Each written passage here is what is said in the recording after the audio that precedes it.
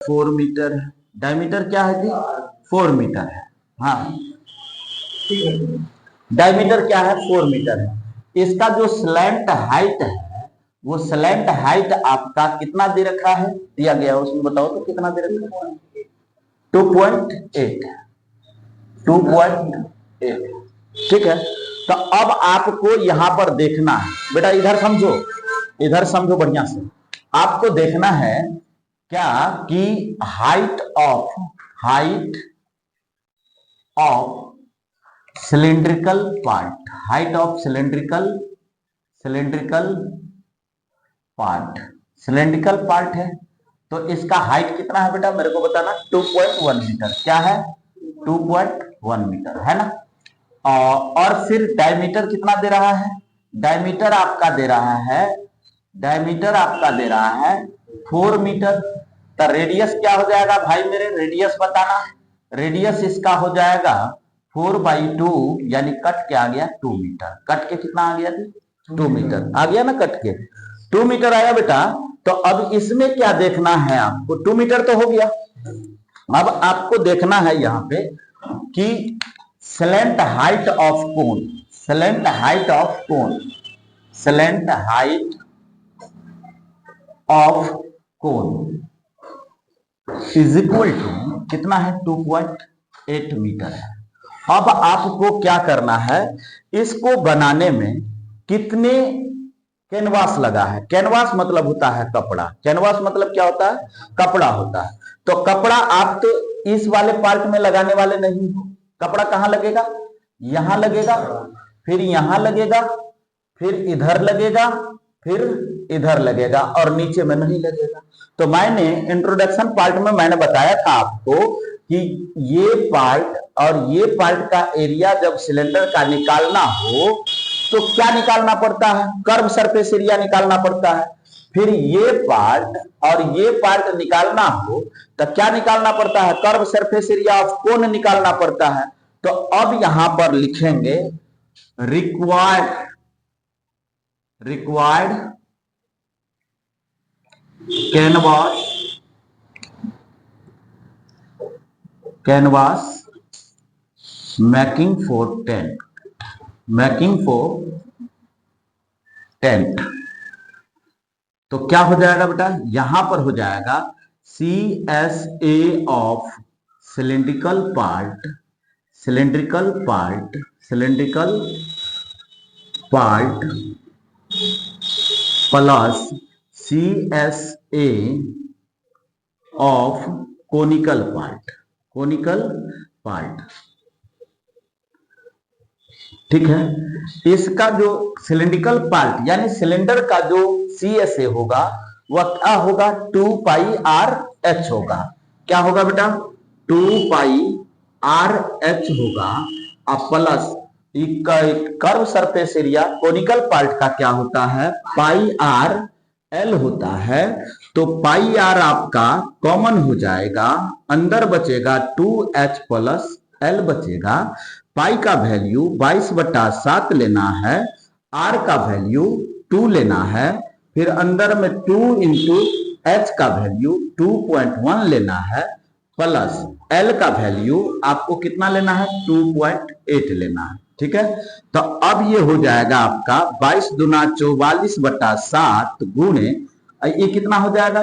जरा से 4.2 हो जाएगा। कितना? 4.2 हो जाएगा। ये हो जाएगा 2 कम 2 और 2 दूना 4, यानी 4.2 प्लस 2.8। अब आप क्या करोगे? अब आप इन दोनों को ऐड करोगे तो ये हो जाएगा 44/7, 7 इंटू 7 हो जाएगा। तो 7 को आप डिवाइड करोगे तो क्या बचेगा बेटा? 44 मीटर स्क्वायर। अब यहां पर लिखोगे since 1 metre square cost, 1 metre cost, हाँ, cost of 1 metre square canvas कितना है बेटा? कैनवास इज इक्वल टू ₹500 है। कितना है? ₹500 है। 1 मीटर स्क्वायर कैनवास का रुपया कितना खर्च होता है? ₹500। तो यहाँ पर cost of 44 metre square canvas is equal to हो जाएगा 44 इंटू 500। 44 इंटू 500 ये दोनों को मल्टीप्लाई करोगे तो कितना हो जाएगा? 22,000 हो जाएगा। यही आपका आंसर होगा। अगला क्वेश्चन देखने के लिए है, जितना सिलेंडर का हाइट है रेडियस वही हो जाता है जो सिलेंडर का रेडियस है। ठीक है, तो अब यहां पर दे रहा है solid cylinder whose height of solid cylinder, height of solid cylinder कितना हाइट है बेटा? कितना हाइट है सॉलिड सिलेंडर? 2.4 सेंटीमीटर। अब बताओ इसका डायमीटर है कि रेडियस है? जो दिया गया वो डायमीटर है या रेडियस? डायमीटर है। तो डायमीटर कितना है लक्ष्य? डायमीटर है 1.4 सेंटीमीटर। तो रेडियस कितना हो जाएगा बेटा? 0.7 सेंटीमीटर। क्या हो जाएगा? 0.7 सेंटीमीटर। अब यहां पर चेक करना, मैंने बताया था कि अगर इस तरह से ये सिलिंड्रिकल पार्ट है ना जी, ये सिलेंडर बात कर रहे थे, हम लोग बात कर रहे थे थिंकिंग बच्चा चाहिए। थिंकिंग मतलब सोचने वाला, कि सोचो आखिर वो कैसे हुआ। इसमें से क्या करोगे कि इसका जो कर्व सरफेस एरिया आप निकालोगे तो वो कर्व सरफेस एरिया कैसे निकलेगा? ई पार्ट निकला तो कर्व सरफेस एरिया हुआ। ई पार्ट निकाल लोगे तो ई पार्ट, और फिर ई पार्ट निकालोगे तो क्या हो जाएगा? दोनों ऐड कर दोगे, कर्व सरफेस एरिया में इस सर्कुलर पार्ट का एरिया आप ऐड कर दोगे तो क्या बनेगा? TSA बनेगा, total surface area of cylinder. अब आपको कह रहा है कि जो कैविटी काट करके निकाल लिया गया है कोनिकल पार्ट, उसके बाद इसका टोटल सरफेस एरिया क्या होगा? तो इस तरह से ऐसे करके ये वाला पार्ट मिटा दिया। ये वाला पार्ट क्या किया बेटा? मिटा दिया। अब मिटा देने के बाद तो एगो सर्कुलर पार्ट का एरिया तो कट के हट गया, अब बढ़ गया क्या? तो ई एरिया निकालने के लिए तुमको क्या करना पड़ता था? अभी शंकु में ई एरिया निकालने के लिए आपने क्या किया था? कोन का कर्व सरफेस एरिया आपने निकाला था। तो यहाँ पे कर्व सरफेस एरिया तो बढ़ गया, एगो सर्किल का एरिया घट गया, तो एगो कोन का कर्व सरफेस एरिया बढ़ गया ना। तो अब इसका जो आप निकालोगे TSA ऑफ क्या है? ऑफ सॉलिड सिलेंडर कहोगे तो दिक्कत हो जाएगा। TSA of the remaining solid, TSA of remaining solid कैसे निकलेगा बेटा? अब इसमें देखो, आप यहां पर निकालोगे CSA ऑफ क्या हो जाएगा? सिलेंडर हो जाएगा। CSA of cylinder. आप प्लस क्या करोगे बेटा? प्लस करोगे, हाँ, CSA ऑफ कोन। आप फिर प्लस क्या करोगे? Area of circle. अब इसमें आप चेक कर लो, यहां पर ई ऊपर वाला सर्किल तो रह ही जाता है ना, नीचे वाला सर्किल कट के निकल जाता है। नीचे वाला सर्किल आपका कट का क्या होता है? निकल जाता है। यहां बेटा इसको मारने के लिए, ठीक है ना, निकल गया। तो अब बेटा यहाँ पे CSA ऑफ सिलेंडर क्या हो जाएगा? 2πRH हो जाएगा, प्लस CSA ऑफ कोन क्या हो जाएगा? πRL हो जाएगा।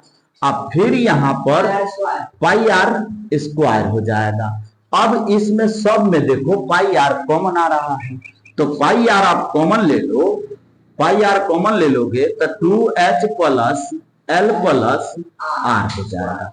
एक बात हम लोगों ने गलत कर दिया। गलत क्या किया कि हमने इसका L नहीं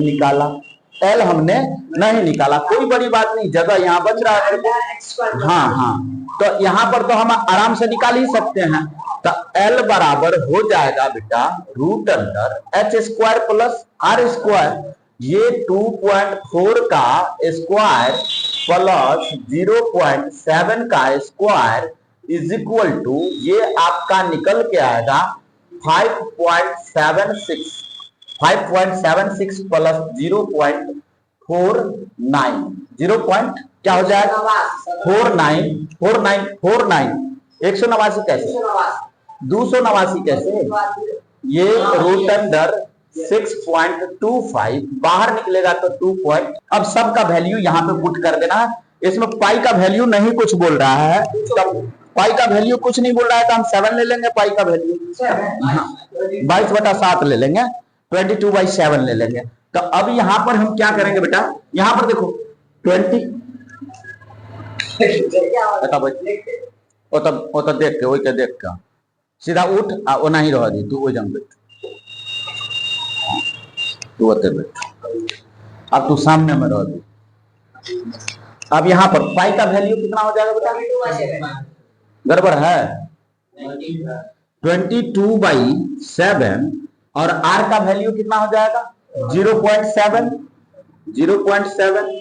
2 इंटू एच का वैल्यू कितना है बताना 2.4 प्लस एल का वैल्यू कितना है 2.5 फिर आर का वैल्यू 0.7। ठीक है, अब आपका ये और ये कट जाएगा तो ये हो जाएगा 0.1 इन दो, यहां तक हो गया था। तो चलो अब यहां पर देख बेटा, ये जो आपका है तो इस सब को ऐड किए तो 8 हुआ, अब इसको मल्टीप्लाई किए तो 17.6 हुआ। आंसर मेरा क्या बोल रहा था, नियरेस्ट में फाइंड करना आंसर, तो नियर 17.5 होता तो हम 17 भी ले सकते थे और 18 भी ले सकते थे। अब ये जो कह रहा है 17.6 है, 17.6 है तो हमें क्या लेना पड़ेगा 18 सेंटीमीटर स्क्वायर अप्रोक्स में, किसमें बेटा अप्रोक्स। हो गया, यही आंसर है। चेक करो, वीडियो पॉज करो बेटा।